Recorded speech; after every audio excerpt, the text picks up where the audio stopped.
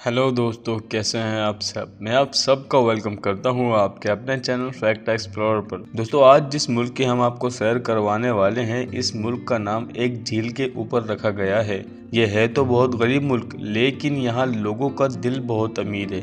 ये एक ऐसा मुल्क है जिसके लोग मछली खाए बिना रह ही नहीं सकते, लेकिन यहाँ गर्मी इतनी सख्त पड़ती है कि आप शायद ही बर्दाश्त कर पाएं इस गर्मी को।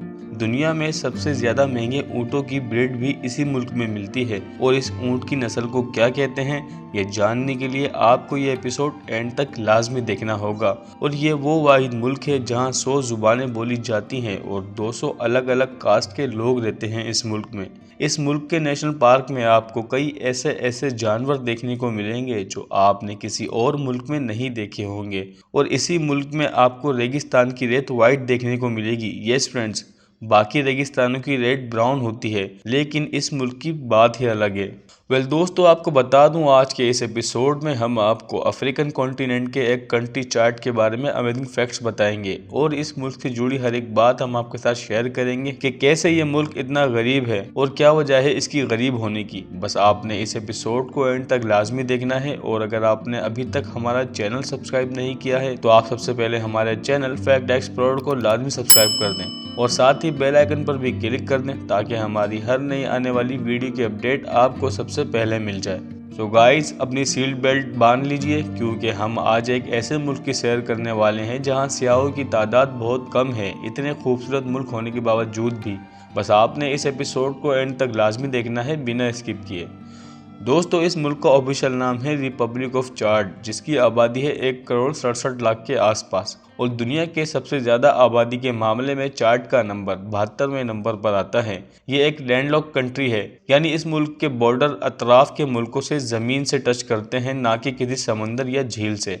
और दोस्तों, बाकी अफ्रीकी मुल्क की तरह ये भी रूरल कंट्री है, जहाँ 24% लोग शहरों में रहते हैं और बाकी 76% लोग गाँव में रिहाइश पजीर हैं। और मुल्क की कौमी जुबान अरबी और फ्रेंच है, और इस मुल्क में भी आपको ऑलमोस्ट मुस्लिम ही देखने को मिलेंगे। लेकिन मुस्लिम के बाद अगर किसी और मजहब के लोग भारी तादाद में आपको इस मुल्क में देखने को मिलेंगे, वो हैं क्रिश्चियन।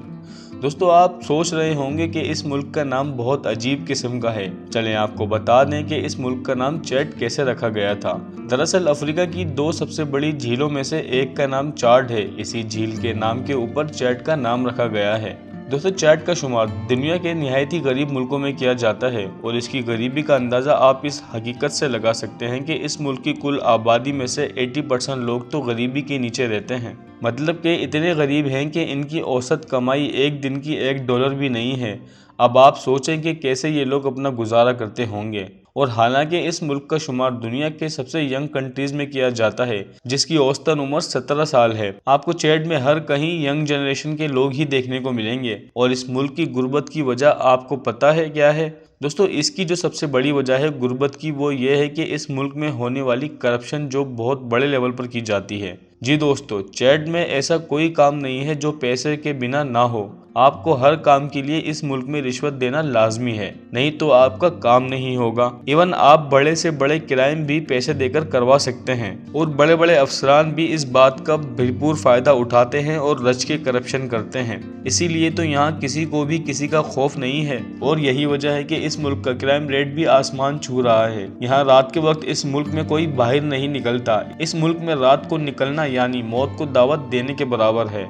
दोस्तों, चैड का दारुल-खिलाफा एन-जमीना है, जो कि चैड का सबसे बड़ा शहर भी है। इस शहर से नमक और खजूर का बड़े लेवल पर काम किया जाता है, और साथ ही गोश्त, मछली और कॉटन की बहुत बड़ी इंडस्ट्रीज हैं इस शहर में। यह शहर चैड की इकोनॉमी का भी खास ख्याल रखता है। आपको इस शहर में एक से बढ़कर एक तारीखी इमारतें देखने को मिलेंगी, जो कि देखने से ही आपको पिछले दौर में ले जाएंगी। और इसी शहर में आपको अफ्रीकी लोगों की रिवायतें और उनका रहना सहना भी देखने को मिलेगा कि किस तरह के माहौल में ये लोग रहते हैं। एंड जमीना का हाल बाकी चैड के शहरों से बहुत अच्छा है। आपको यहाँ रोड साफ सुथरे देखने को मिलेंगे, और सफाई का भी खास ख्याल रखा जाता है इस शहर में। और यहाँ जो आपको लोग मिलेंगे वो आपसे अच्छे से पेश आएंगे।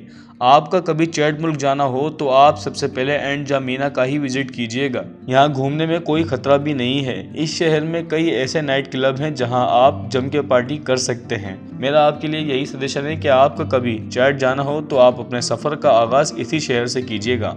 दोस्तों दुनिया में ऊँट की सबसे महंगी नस्ल भी इसी मुल्क में मिलती है, जिसे तिबेस्ती कहते हैं। तिबेस्ती नस्ल के ऊँटों की कीमत लाखों में होती है। तिबेस्ती नस्ल के ऊँट बहुत ही मेहनती और बहुत ही ज्यादा वजन संभालने की सलाहियत रखते हैं। ये काफी स्ट्रॉन्ग होते हैं, इसीलिए तो इन ऊँटों को खरीदने के लिए पूरी दुनिया से लोग आते हैं। और ऊँट से याद आया कि इस मुल्क में कैमल रेसिंग भी बहुत जोरों से होती है, जो कि बहुत खतरनाक होती है। जी फ्रेंड, इस मुल्क में मौजूद तूबू कबीले के लोग ऊँट पर बैठकर रेस करते हैं।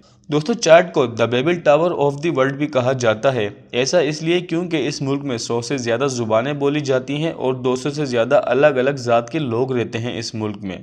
यहाँ पर हर 10 किलोमीटर पर ज़ुबान और लोगों के रहने सहने का तरीका बिल्कुल बदल जाता है। दोस्तों चैड मुल्क है तो बहुत छोटा, लेकिन इस मुल्क में तरह तरह के लोग रहते हैं। दोस्तों चैड इतना गरीब मुल्क है कि इसमें रहने वालों को बेसिक फैसिलिटी भी अवेल नहीं है।